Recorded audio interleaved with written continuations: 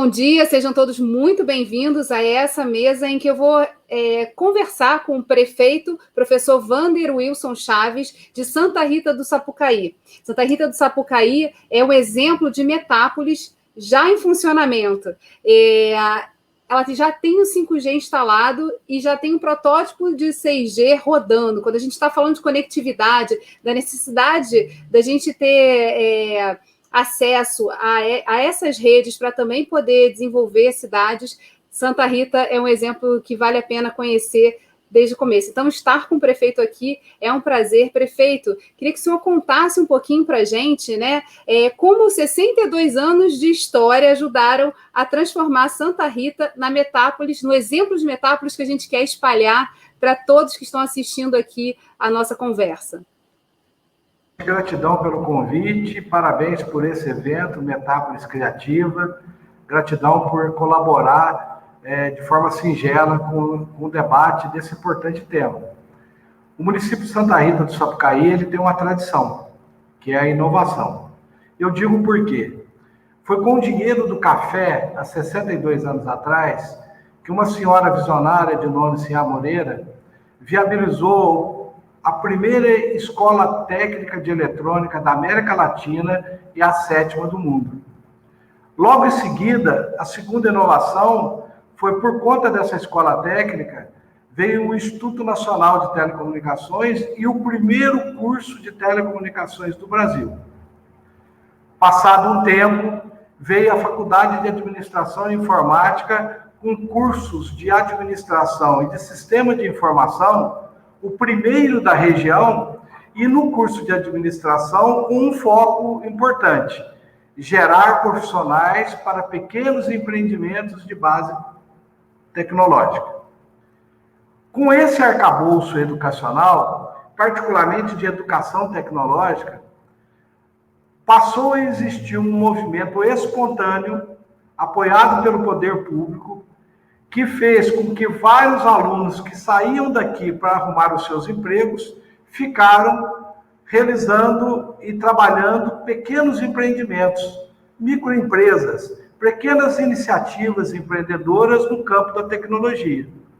Com o passar do tempo, isso se fortaleceu e deu a origem ao que a gente chama hoje de o Vale da Eletrônica. O Vale da Eletrônica hoje, nas suas atividades acadêmicas, ele consta com cursos de graduação, ele conta com mestrado, com doutorado, e do ponto de vista das empresas de base tecnológica, são 150 empresas de base tecnológica que formam um arranjo produtivo local, onde um produto confeccionado por uma empresa tem mais ou menos a participação de outras 14 empresas. Então, após a consolidação desse arranjo produtivo local, que é considerado pelo governo de Minas um dos mais importantes do estado de Minas Gerais, veio há 8 anos atrás um movimento colaborativo, inicialmente com a intenção de fortalecer a economia criativa e dar qualidade de vida às pessoas, denominado Cidade Criativa, Cidade Feliz.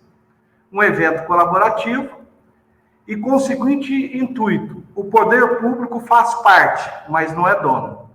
O poder público faz parte de um elo de colaboração, aonde o que liga todas as instituições, todas as pessoas, todos os voluntários, é um propósito. E o propósito maior, eu explico daqui a pouquinho, é o propósito da felicidade.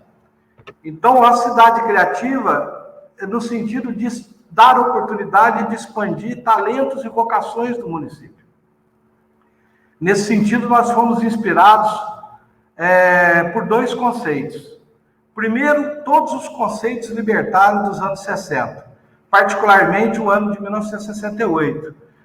Quem lembra, Aranha sabe, nós tivemos o movimento civil, da liberdade civis de Martin Luther King, o movimento estudantil na França, o movimento estudantil no Brasil, um movimento hippie que veio com as suas utopias e distopias, mas com utopias importantes, ligada à questão da criatividade, da liberdade. Isso nos inspirou muito para que seja um movimento ligado a um propósito. O segundo conceito que nós também apropriamos foi de Paulo Freire, que é o conceito de pensar certo, que resumidamente significa o seguinte: pensar certo significa encontrar nas coisas e nos fatos aquilo que se encontra mais escondido. E, portanto, o movimento, as ações, deveriam ter múltiplos saberes. Isso é muito interessante, né? Quando o senhor relata uma história e uma trajetória de 60 anos atrás.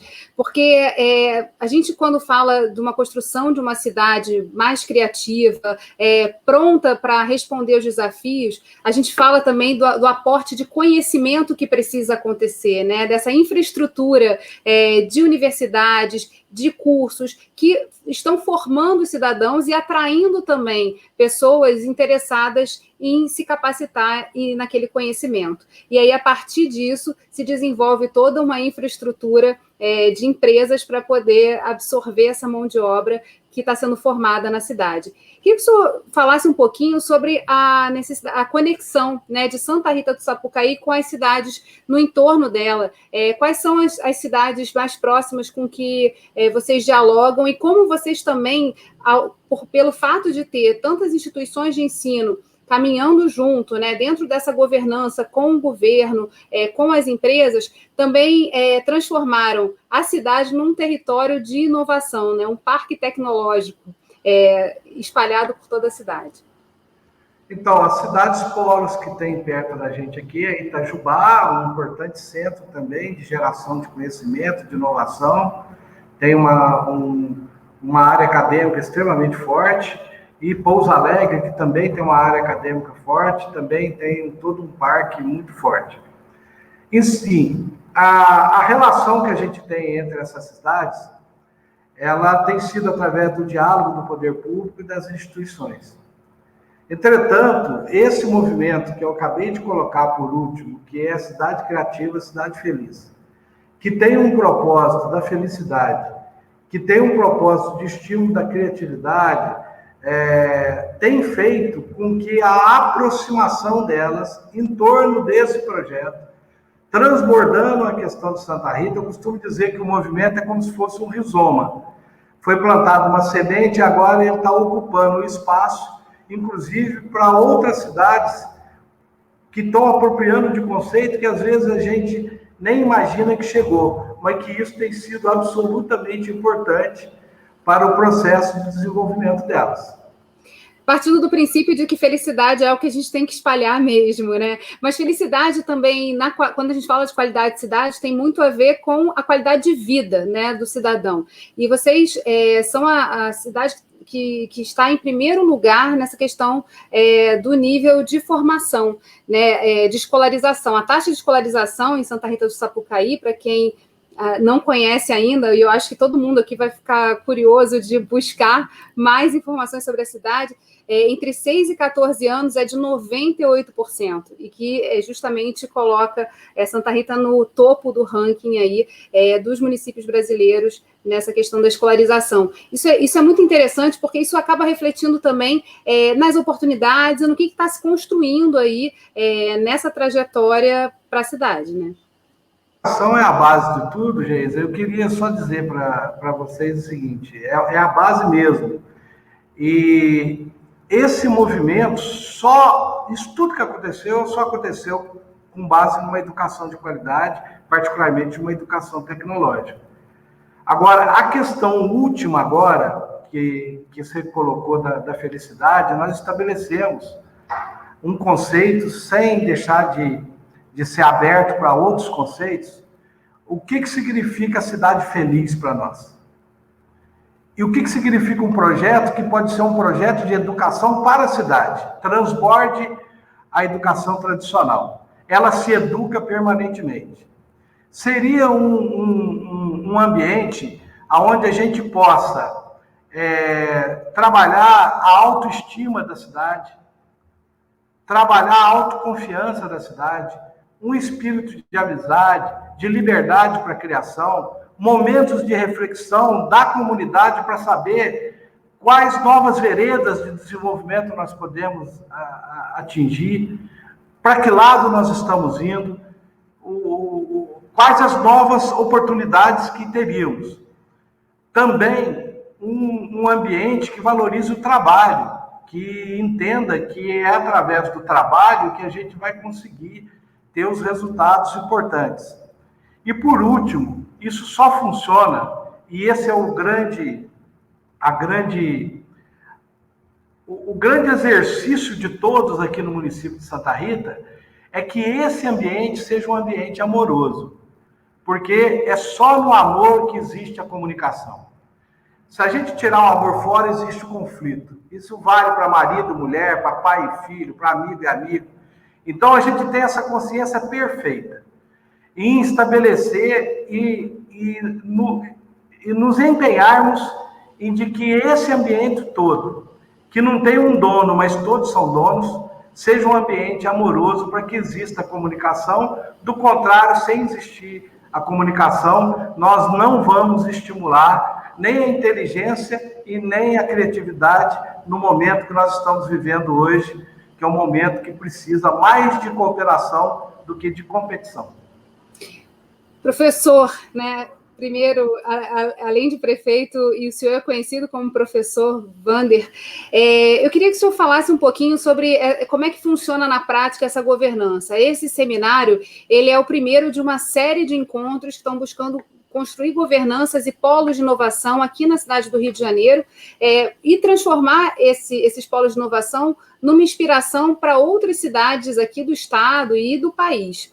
Então, eu queria que o senhor falasse um pouquinho sobre como é que funciona esse diálogo na prática, né, entre as universidades, as empresas, o próprio governo, qual o papel do governo nessa dinamização, e principalmente o uso dos meios de comunicação, né, como alinhar também esse discurso para que ele chegue a toda a comunidade, todos os cidadãos da cidade. E também passe aí as fronteiras, já que a gente já falou um pouco desse espraiamento desses conceitos.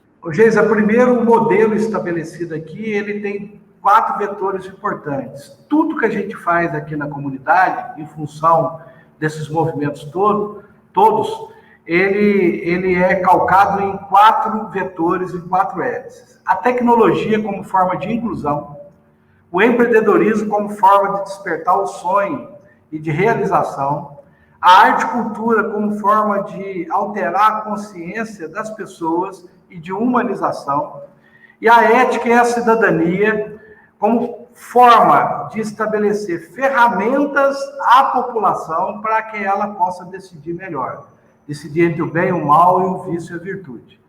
Todas as ações estão compostas nesses 4 vetores. Às vezes, uma ação contempla mais de um vetor desse. Com esse modelo e com uma ética do cuidado, que é fazer com que as pessoas e as instituições, mais do que protegê-las, elas existam, elas tenham luz, elas sejam protagonismo, o poder público, o próprio movimento, é apenas uma rede tênue que faz o papel do poder público de colocar luz em quem promove as ações, em quem está executando as ações, quer seja um único voluntário ou uma instituição importante. Isso, num diálogo, todos sabendo dessa regra e do propósito da felicidade, tem feito a chamada governança, que nesse caso é uma governança bem libertária.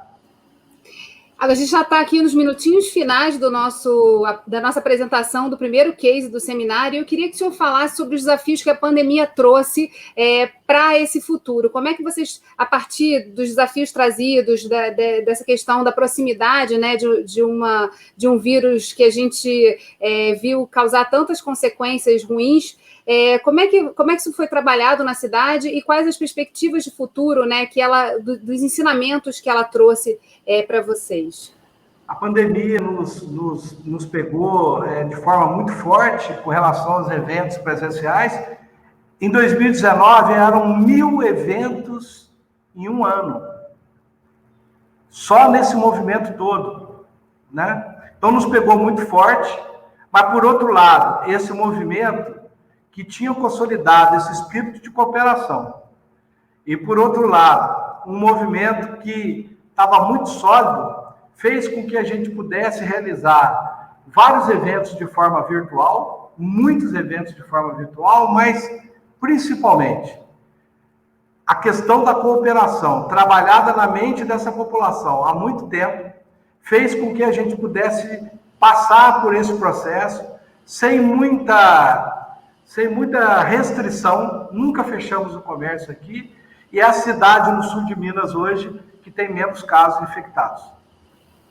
Prefeito, muito obrigada por ter aceitado o nosso convite de estar aqui conosco. E eu acredito que em vários momentos a gente vai acessar esse modelo de Santa Rita para conhecer um pouco mais e construir aqui no Rio de Janeiro os nossos distritos de inovação.